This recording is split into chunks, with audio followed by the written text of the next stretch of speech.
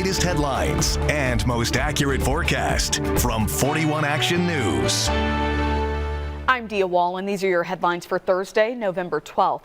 Missouri Governor Mike Parson announced some changes in guidance for how teachers, staff, and students will be classified in possible exposures to a COVID-19 case.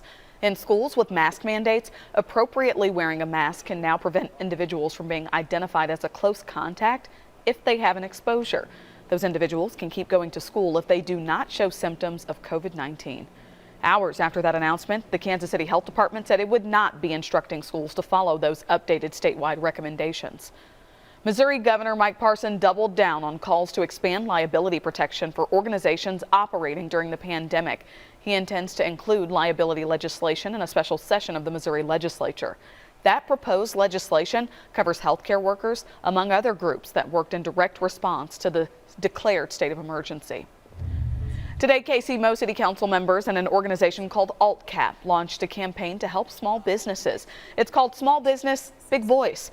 Kansas City small business owners are encouraged to share their needs and the impact the pandemic has had on them in a series of listening sessions.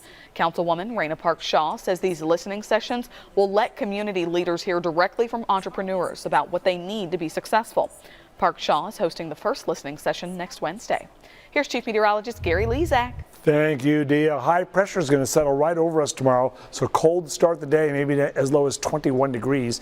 Then the clouds will be on the increase. Here's the next storm. Not a lot to it. I was hoping for a little bit of rain. We'll see a few clouds tomorrow evening, but dry until after midnight Friday night, and then the chance of rain appears. It'll all go to our south and east. Maybe a few sprinkles in the city, and that's about it. So there's your forecast.